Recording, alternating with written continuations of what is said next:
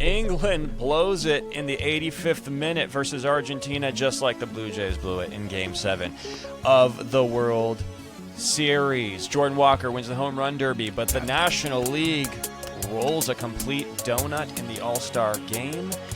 Philly players all faltered at home in front of their home crowd. And diarrhea lettuce is sweeping the nation. We're back. It's Deferred Collusion. It's me, Jesse Rowe, King of Crespi, joined as always by Brandon Bollinger, Lord Paramount of Los Angeles, California. Brandon, it's good to be back, buddy.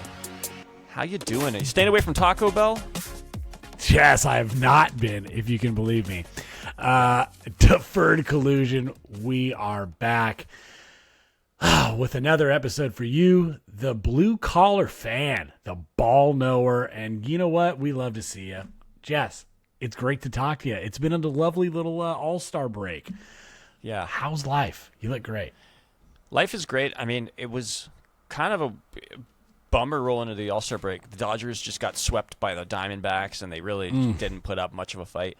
But it was cool to see Shohei Ohtani win an ESPY for Best Single Game Performance. That was very cool. But on the same side of things, the ESPYs do definitely have like a complete anti-baseball thing going on at ESPN, because the best single play of any sporting moment was given to OG Anunoby in the tip-in versus Miguel Rojas' home run in Game 7 in the 9th inning of the World Series. That just kind of seemed insane to me. That seemed like a slam dunk, no pun intended, that Rojas was a much more a significant moment, more historic moment, whereas the OG Anunoby tip-in, I understand that it was a historic moment in the NBA, but it was in Game 3, I believe. Right. Or I forget what game it was, but anyways, yeah, just not not as important in the grand scheme of like the history of sports, I guess, because I feel like the Knicks would have won the finals either way. Yeah, it was clearly the Dodgers were gonna lose the World Series if that didn't happen. So yeah, I don't know. That's just my opinion. It was a clear example of anti-baseball bias from ESPN and the lame tree media. I mean, like you said, it was a historic moment versus like an impactful moment in a series. One was in Game 7 to keep the game going more than 2 more outs. The other got you to Game 4. I mean, to me, it was in Game 4, no by the drama. way. Put them up 3-1. Sorry. Yeah, put them up 3-1. That's great. Great. We've seen teams come back from 3-1 before. Just saying. Dodgers 2020 playoff run against the Atlanta Braves, dude. NLCS. Remember it. And also when I start thinking about like how people are dismissing baseball, it was also a reminder of that with Mike Tyson announcing that Shohei won the ESPY for best player or best single game performance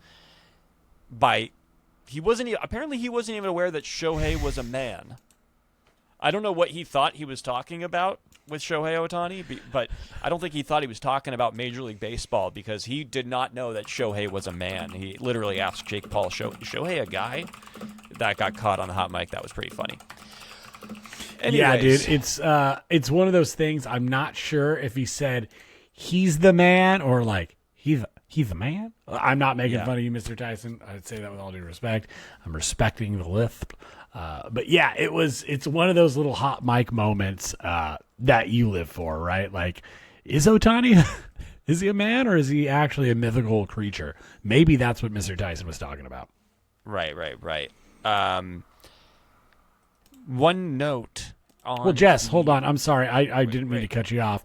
I did have one note, dude, just to come back to the freaking home run, the freaking Miggy Rowe home run.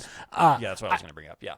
Well, I'm so sorry for getting off. Yeah, no, you're good. I just want to say, for me, it delegitimized the entire award show, because it's like, how could you not clearly have the most impactful play in, seriously, like the last decade, like of any sports play? That home run, like, I don't know if you saw any of those videos of like the Rogers Center or everything. Like, you could just hear the air get sucked out of the building.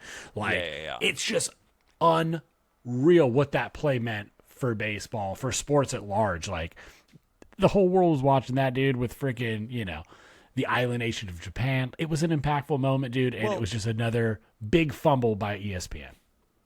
I will say this: it is comparable. I mean, like the Knicks never having not won a championship since like the '70s or whatever it was, and this was a huge moment for sports that the Knicks went up 3-1. Everybody's they're gonna win the title. But the point of the matter is like, what was more important in the moment? Like the Knicks, okay, so they don't tip it in. The Knicks would have been 2-2, still at home in the NBA Finals. Yeah. Like, they ended up not losing another game after that anyway. So I feel like the home run just had more magnitude than the tip in, but that's our personal bias because we are baseball fans.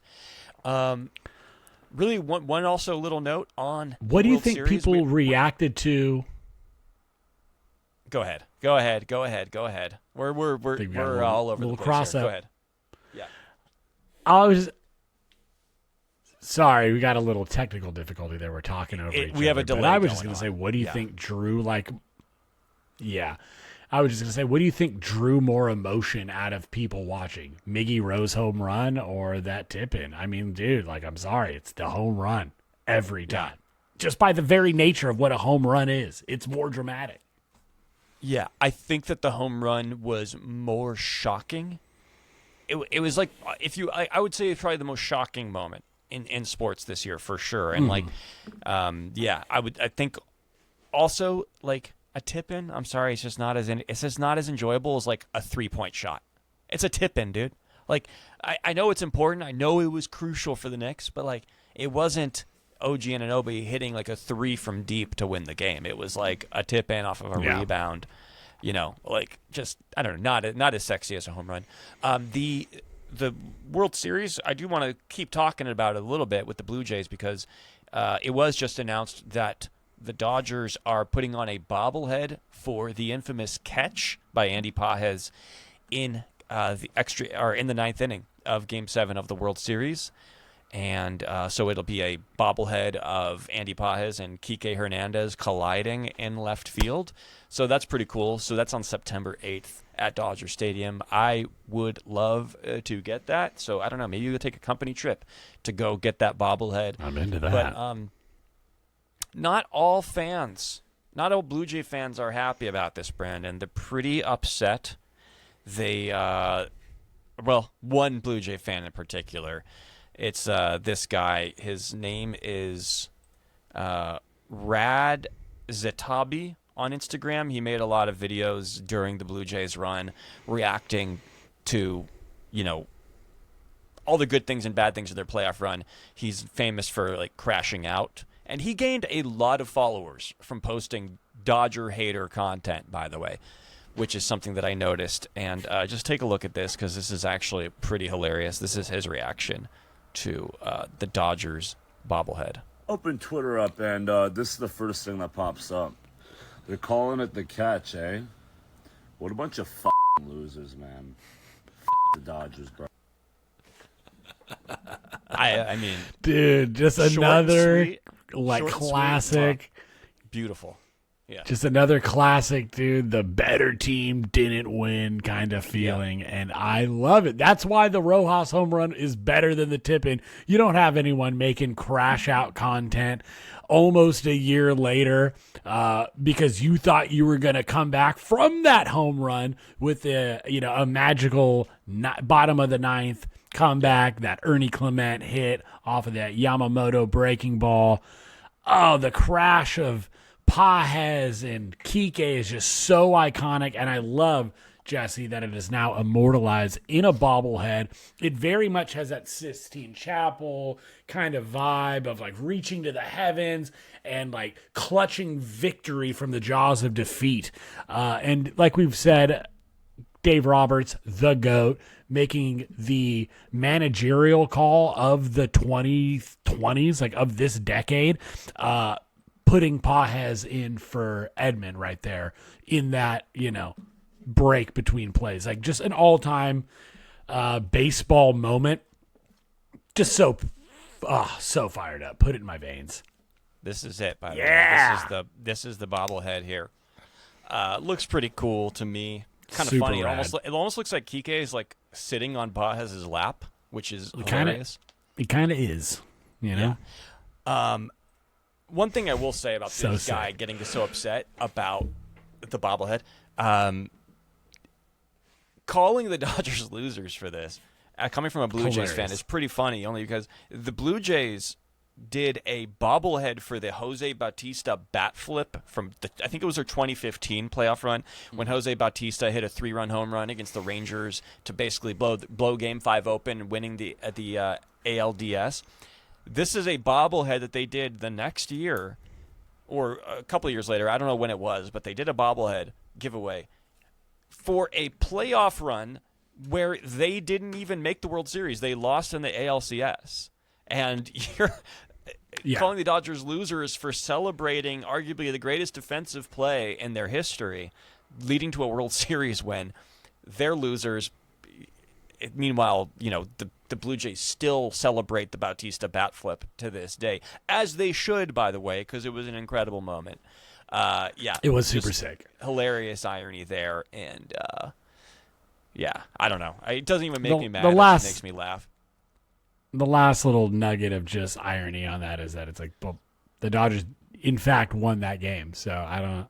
They won that series. They won the World Series. So I do want to literally not losers, which is fun.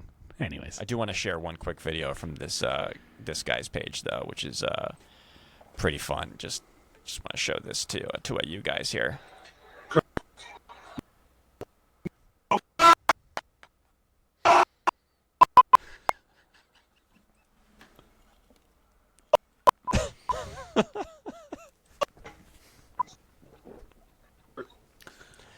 So anyways, if you want to get some good salty tears, go check out that guy's content. His name is he's actually pretty funny. His name is Rad Zatabi on Instagram and TikTok.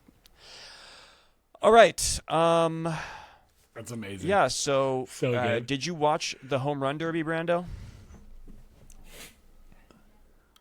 I did. It was a lot of fun. I was running in between watching my child and barbecuing some burgies, but I caught about 75% of it between the kitchen and, being in front of the TV. It was a lot of fun. I don't know that I loved the broadcast angles all the time. There was some interesting cuts where I'm like, why am I like on a tight shot of Schwarber here? Or why am I over the pitcher's shoulder here when I'd like to see where the ball is going?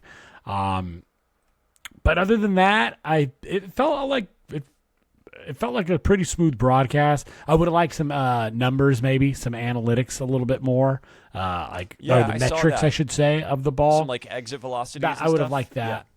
Yeah. That would have been cool. But other than that, I definitely think I prefer this format of like making each swing kind of matter more. And then kind of getting that like last pitch. Hey, if you hit a dinger, you get to keep going. Obviously, that is now going to be known as like the Jordan Walker ball, basically. Like, Right. Or like, Yeah. I don't know. That was just as iconic a finish as you can ever hope for. And, Jess, you have been talking about this guy all season. I know he's on your fantasy team, but what do we think here? Is Jordan Walker primed to be like the next like darling baseball sweetheart? Well, really what I'm saying is he going to be the next superstar? Yeah, I mean, Is he our next like Cardinal? Are they going to build a team around this guy? yeah, I mean, he's great. His numbers are like crazy good. He leads the entire big leagues in RBIs. All Crazy. of his baseball real, savant too, is unreal. Yeah, all of his underlying metrics are really good. His exit velos and stuff are really good. The way that I really liked the way that the home run derby finished. I thought that was very cool. I do think it was a little lucky that it ended the way that it did. It's not going to end that way every time, but just the fact that it was against Schwarber in Philly, the dramatics of it, the whole crowd going against him, cheering on every time he didn't hit a home run. It was high drama. It was great. So I don't know if every home run derby is going to have that sort of high drama, but I do think that this format allows for that tension to build a little bit more than it does like in a timed format. Yes. But as for Walker, this guy is really cool. It was so cool seeing his parents there, like in the middle of all of the Philly fans. Yeah, it's dude, just his his parents grandma. kind of like on their own little island cheering him on. And I think Jordan Walker's dad started getting a chant like of Jordan's dad from the Philly fans after he made the comeback, which was pretty cool to see. Super sweet.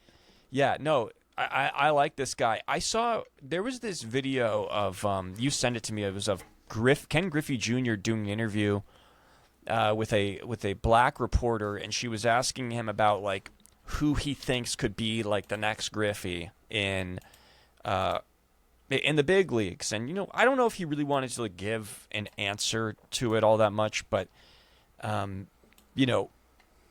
it is kind of true. We all that like it's there's not a lot of like black superstars in baseball the way that there were during Griffey's era or in the past. It's become more of like a Latin American sport, and or obviously Japanese stars like Shohei. But I think a guy like Jordan Walker could be like that next great player. He I know that it seems like an obvious comparison, but he does remind me of former Dodgers star Matt Kemp. He gives me Matt Kemp vibes, and I would love to see Jordan Walker become like one of the next great stars of baseball. Because if you watch an interview with him too, the guy's got like great personality and charisma. He's just he's easy to root for, and I think that actually like the Cardinals have like a nice little core that they're building with Walker and JJ Weatherholt and Alec Burleson. They've got some good stuff going on. So yeah, man, I don't know. Like, is he the next Ken Griffey? Probably not. But like nobody is, because Griffey is one of the greatest of all time. But he's certainly like he's got swag. He's got charisma. He hits the shit out of the ball. The dude is a fucking nuclear bomb with the baseball bat. And I really like Jordan Walker. So. Yeah, man, watching the ball off the bat, he gives me Giancarlo Stanton vibes. Easy, dude. He's such an easy swing. Well, and if I didn't realize this, but until I look at his baseball savant, his bat speed is at 100th percentile in the league.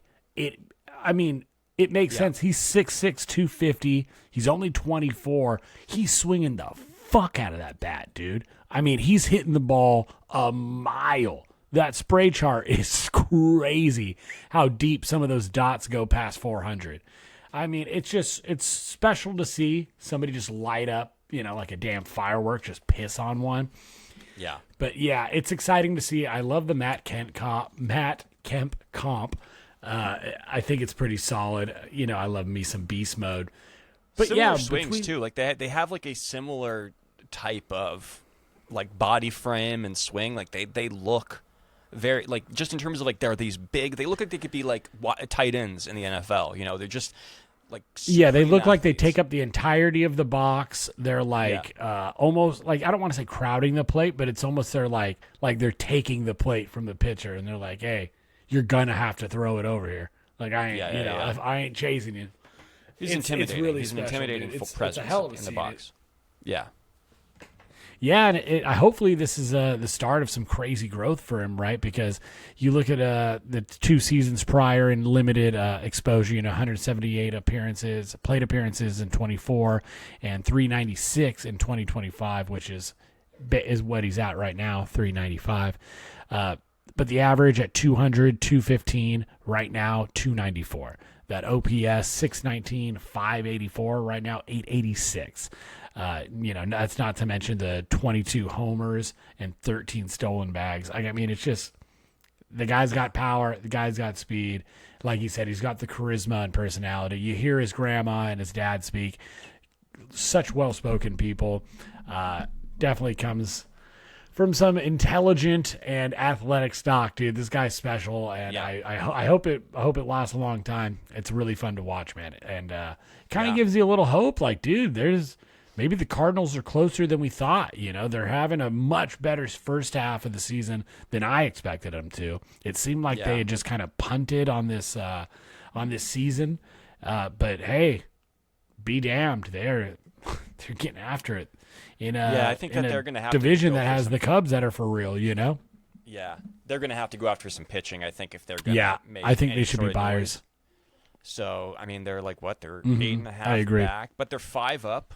They're 5 games over 500, so they're in the wild card hunt. Yeah, Cardinals go after some pitching. Hey, do they need a shortstop? Francisco Lindor is looking for a new home. They have J.J. Weatherholt, so they do have the shortstop of their future. But you never know, man. You never know. What was I going to say? True. Oh, Phillies players.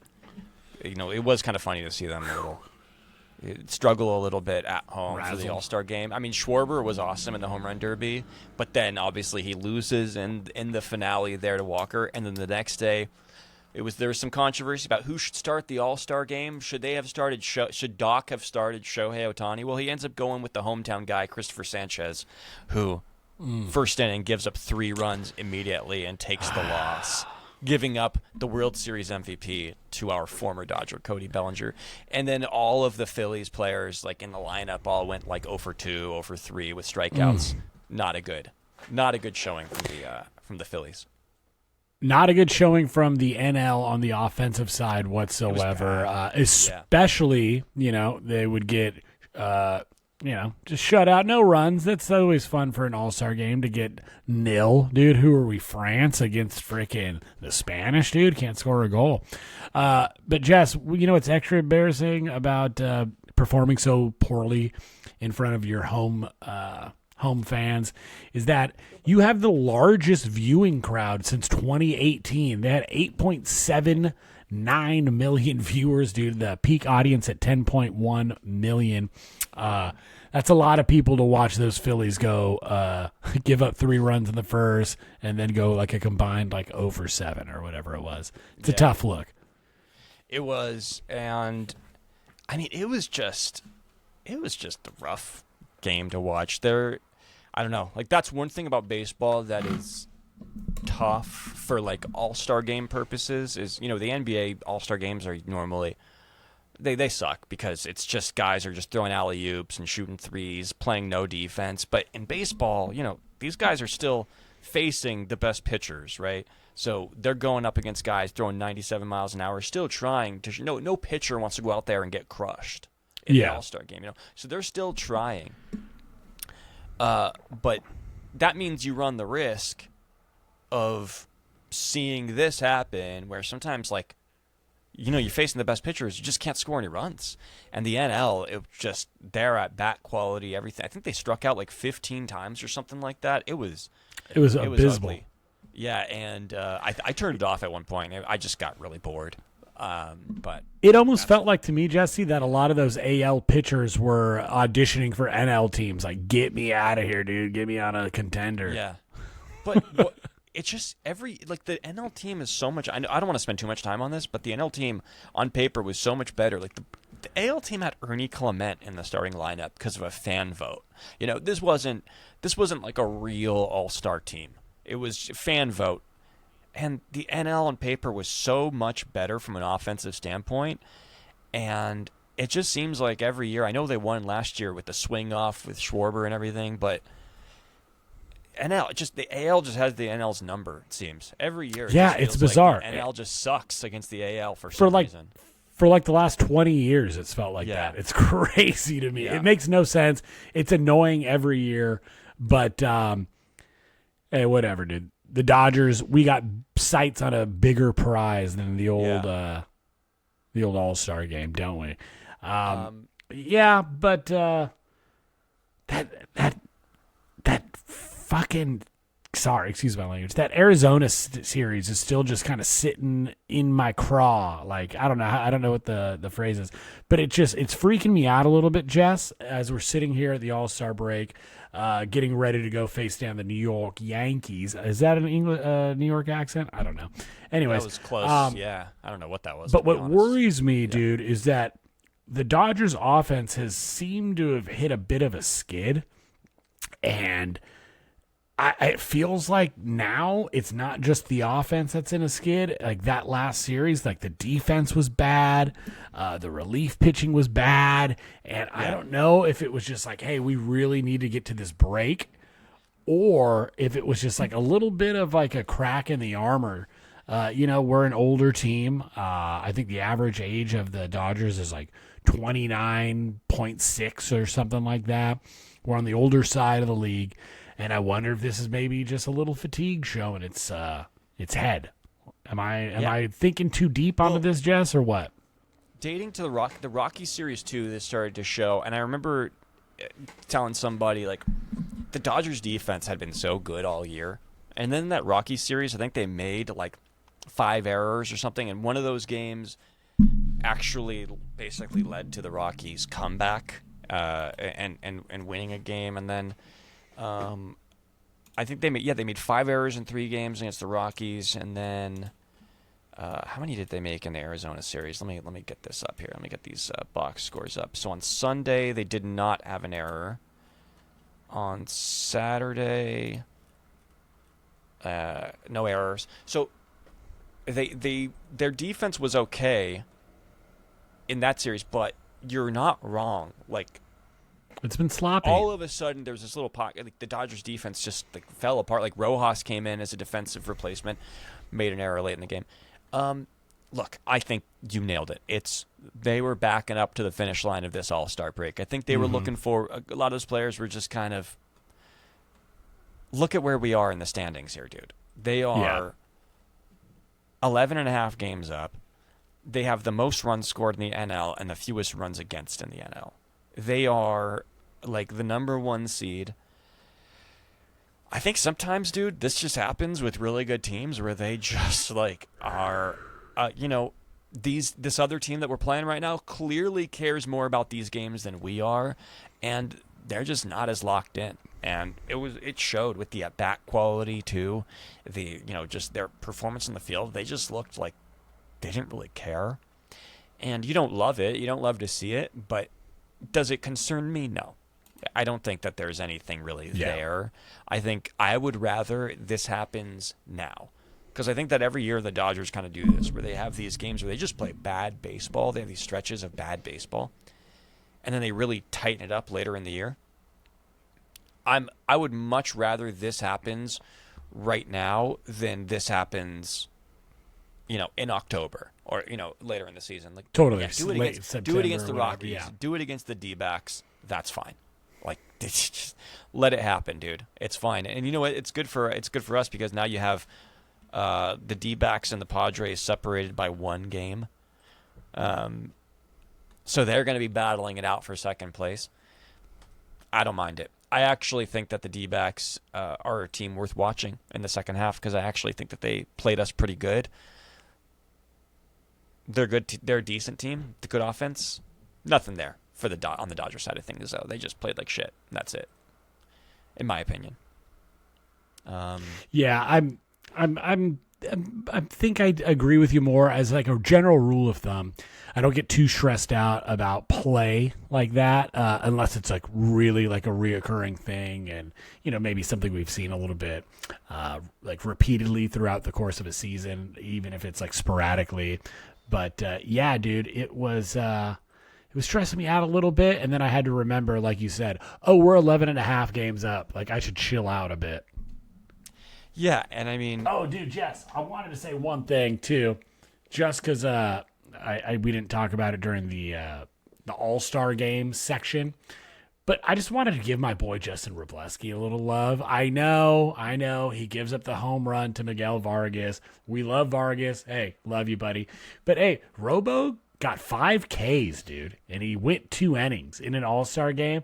He's the first guy to get 5+ Ks since, I think, like 1999, Pedro Martinez. So, fun fact.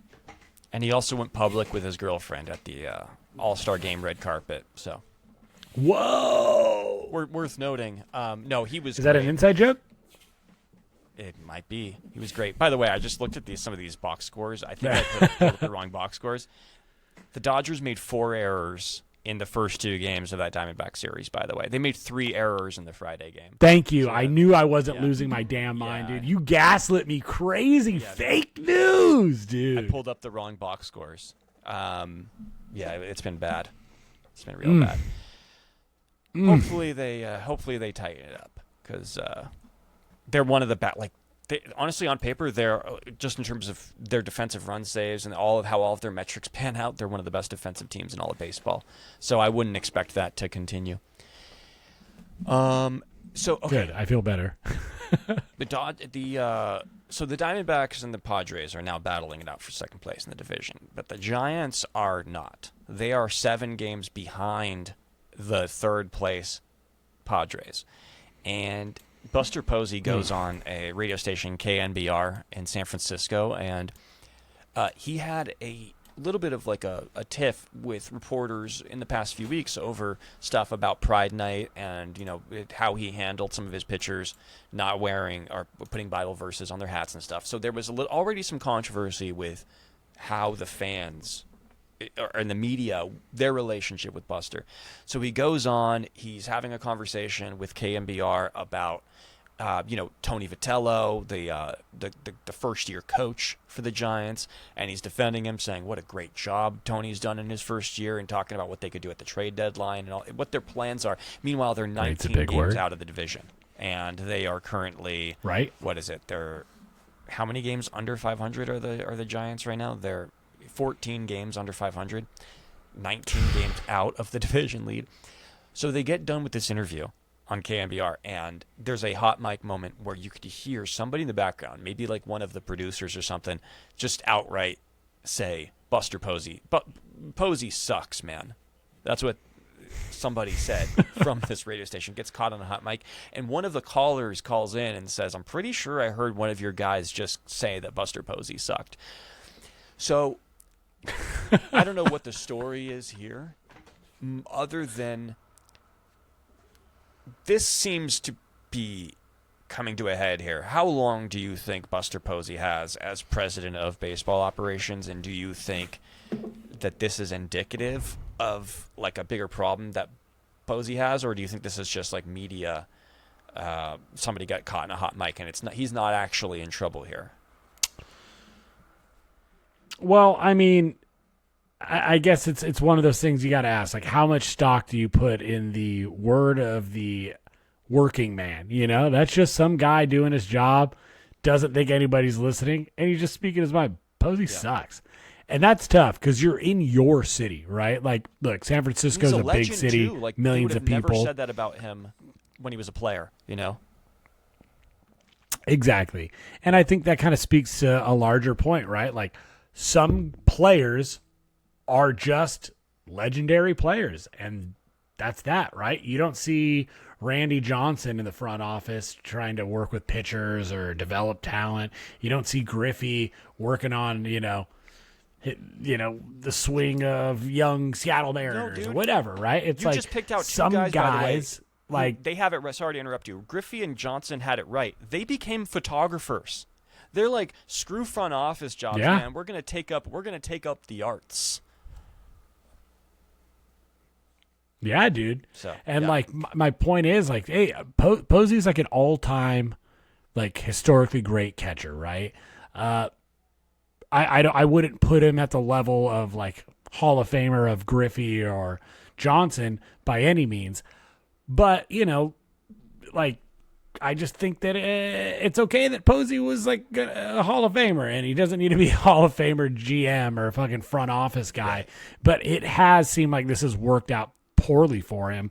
I know that fans up in the Bay Area weren't happy with the way he handled the Pride Night stuff. That seems to have had some lingering effects on his relationship with local media, which is tough, right?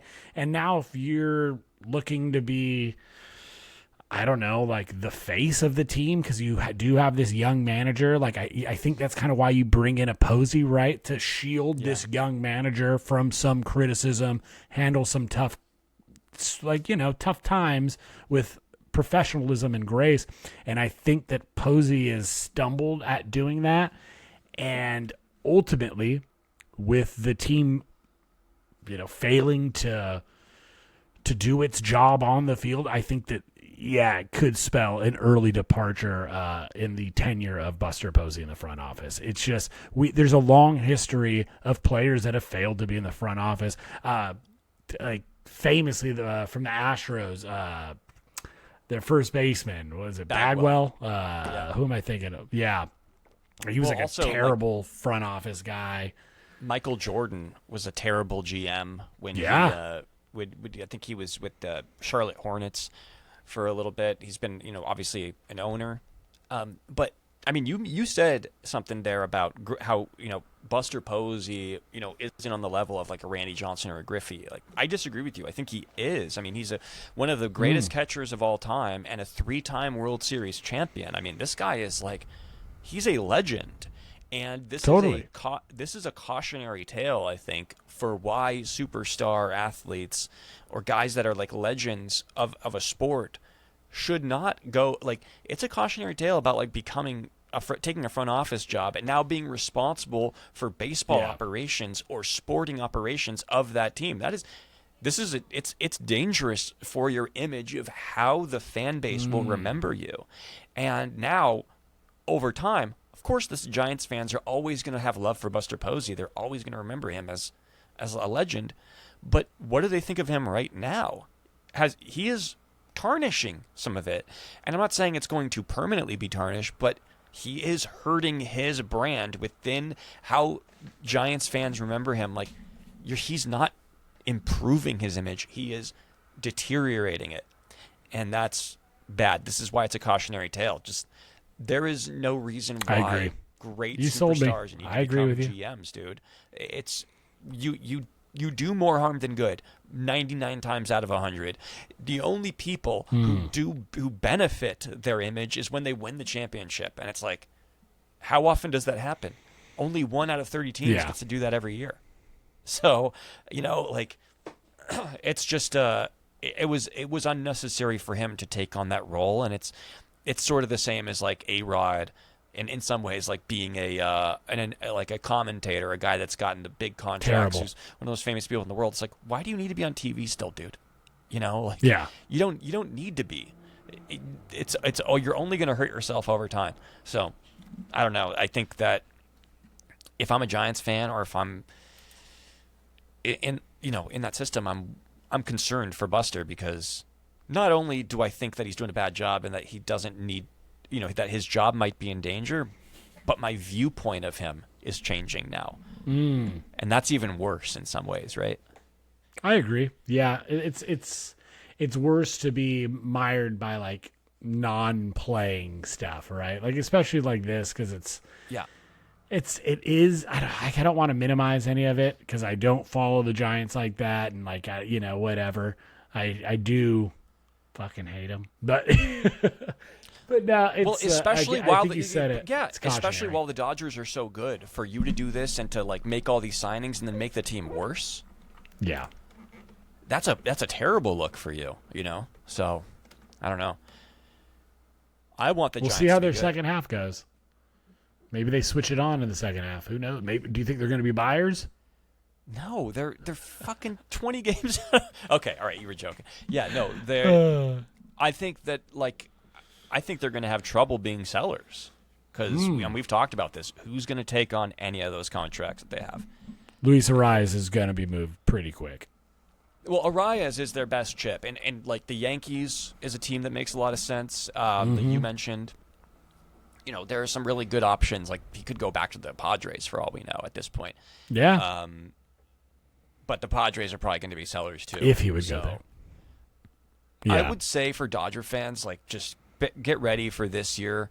Probably like the Diamondbacks being our biggest competition in the second half, because it feels like there's a chance that the Padres and Giants are just going to sell, and then we're going to be kind of bored with the division race in the next, by the time August rolls around. So we will see. Dodgers playing the Yankees this weekend. That's pretty fun. Unfortunately, no Aaron Judge, but we do get to see Garrett Cole, who has kind of been okay. Hey! But yeah, so we have Roki pitching. Who else do we have? We have Yama pitching, and And Is it Lauer? Sasaki. Excuse me, Sheehan. Sheehan. Okay, so it's Roki, Sheehan, and Yama pitching against Garrett Cole. Yeah. Who else is pitching tomorrow? Let's see. Or Saturday. Sorry, dude, my internet's going really slow right now. I think it's me. The reason why we have this delay. It's all good, brother. Yeah, my internet is dead right now. Anyways, so Dodgers Yankees this weekend, and yeah, so I guess let's wrap it up here on, because there are reports that the Mets basically have made a lot of players available, and the only people that were not listed on the players made available were Juan Soto and Nolan McLean. Those are like their two big stars that were not listed. However, noticeably absent from that list was Francisco Lindor, meaning that Francisco Lindor could potentially get moved, that the Mets are considering it, that he's available in talks for the Mets right now, and they would get an absolute haul for him. They'd obviously have to eat some money, which I think Steve Cohen would be willing to do. Who do you think would be a potential suitor for Francisco Lindor if the Mets actually did this? Man, that's a great question, because I'm not sure who's like starving for a shortstop, right? Like, and I just don't think it'll happen. But like the Braves, like, kind of make a little sense to me as like, hey, there could be a little fitty fit here, but would you dare do it to an NL East, division rival? Like, I don't know if can your fan base stomach that after you just spent almost $800 billion on Juan Soto, and now you're going to just like punt? And I mean, granted, you got to do something, but does Stevie Cohen have the stones to make a move like that? I mean, hey, maybe there's a move to be made with, I don't know, the A's. Maybe the A's want Francisco Lindor, put butts in seats, who knows? But I really, off the top, Jess, who makes sense? Who's a good fitter for Lindor? I mean, the Braves does make some sense. I mean, right now they have at shortstop Jim Jarvis, Jorge Mateo. Braves makes a ton of sense. One that I was thinking of potentially would be the Seattle Mariners. They do have J.P. Crawford and Colt Emerson, but, Colt Emerson is young, and J.P. Crawford, like, they would potentially have to move off of him or move him somewhere else, because he's underwhelming offensively, to put it mildly. So that's a possibility. I don't think it would happen. That's the only team in the AL that I could think of here that would actually do it and potentially take on some of the money, even though, the Mariner, the owner, the GM Dipoto is famously, trying to keep things under a certain, luxury tax threshold. Yeah. The Yankees are a team that would do it. I just don't see the Mets ever trading Lindor to the Yankees. I highly doubt that happens, but that's a team that would want Lindor, that needs a guy like Lindor. But you and I were discussing potentially like Corey Seager, C.J. Abrams, which I think is less likely. One team to watch here that could potentially do it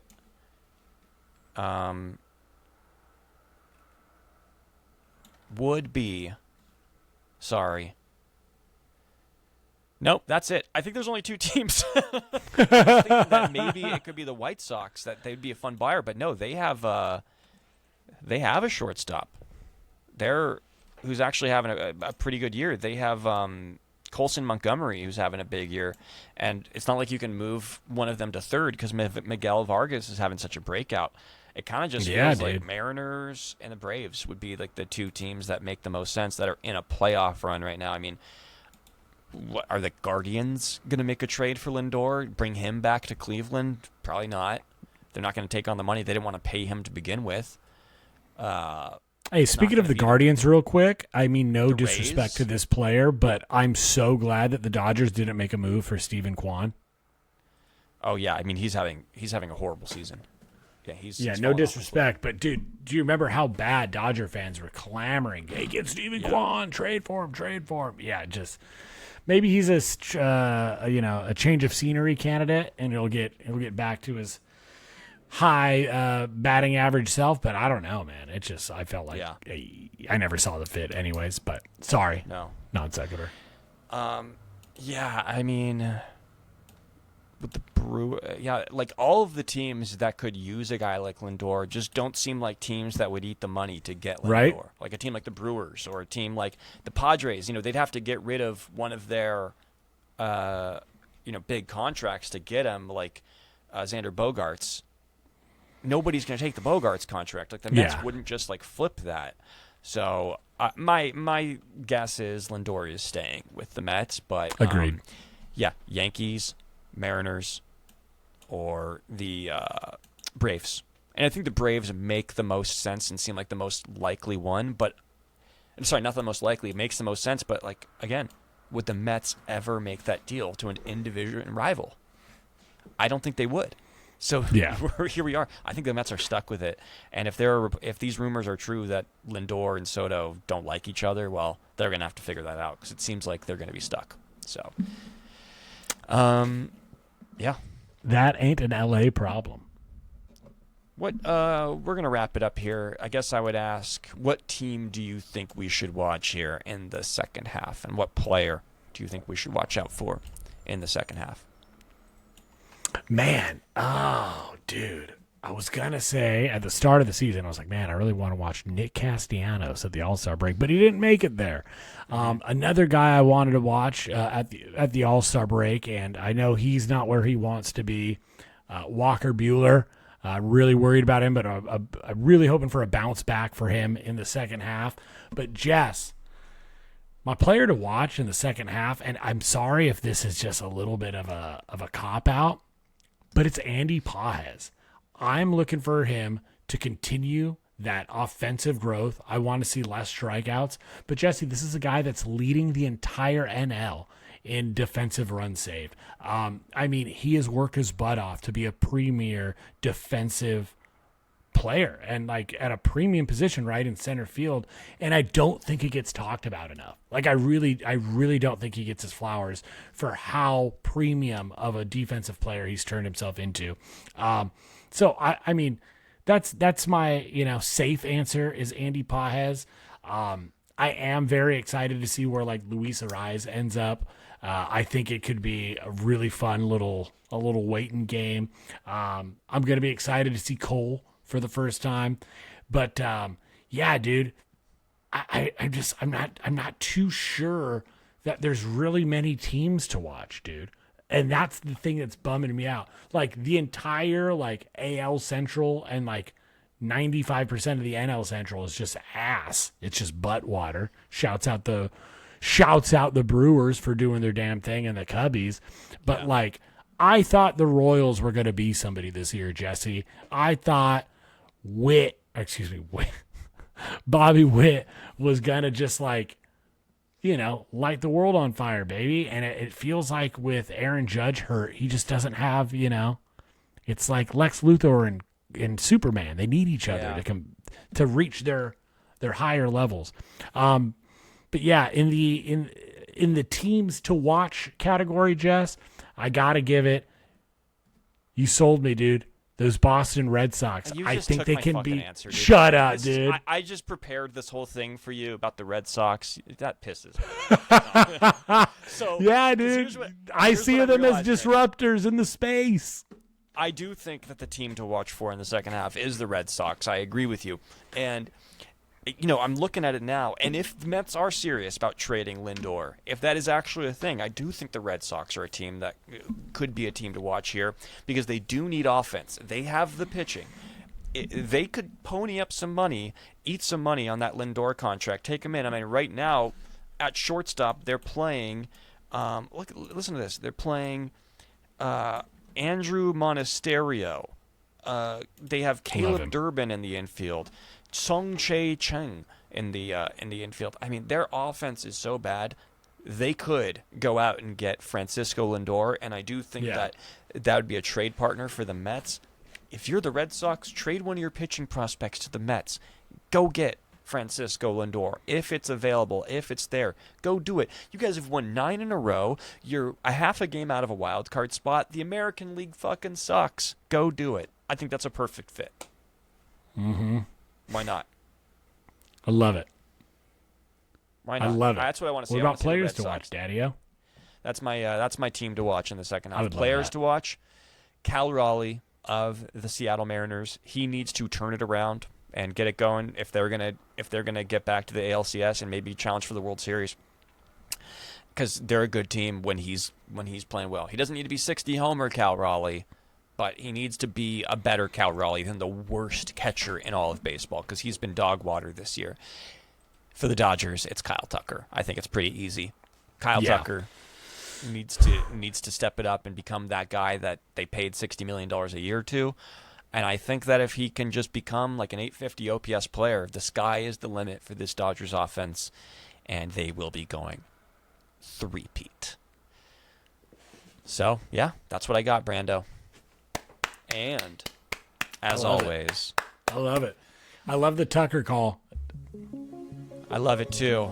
This has been Deferred Collusion. It's me, Jesse Rowe, King of Crespi, joined as always by Brandon Bollinger, Lord Paramount of Los Angeles, California. Dodgers taking on the Yankees this weekend.